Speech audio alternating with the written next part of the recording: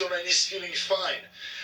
The question is whether he received the small dose of the vaccine or received a placebo, because there's another patient who is at the Hadassah hospital in Jerusalem who also received either the vaccine or the placebo.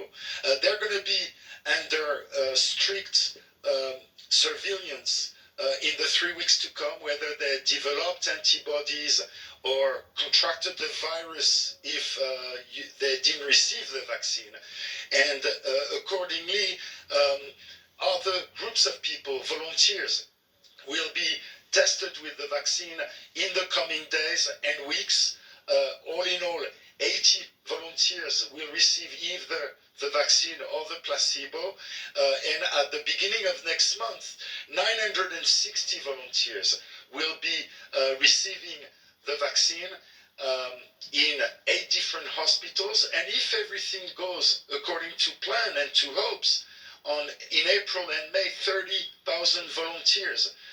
The state will have to mobilize a lot of volunteers, will be tested as well, which means that by the summer, Israel would have the capacity to not only have a vaccine which is tested successfully, hopefully, and also to distribute the vaccine to more than the population of Israel, actually, because Israel plans to distribute that vaccine to its immediate neighbors, the Palestinians. So all in all, 15 million doses of vaccine will be produced in the months to come if everything goes according to the hopes. So, Pierre, at the same time as the news of the first trials of the vaccine, Israel is also easing the nationwide lockdown gradually as promised. And of course, in that regard, too, there's still a lot of confusion and anger by some business owners who are not yet allowed to resume operations.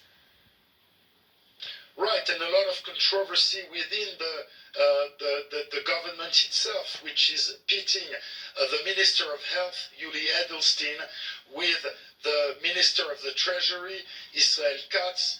Yuli Edelstein arguing that the contamination rate right now is on the increase, although a slight increase, and therefore stores cannot be open at the moment.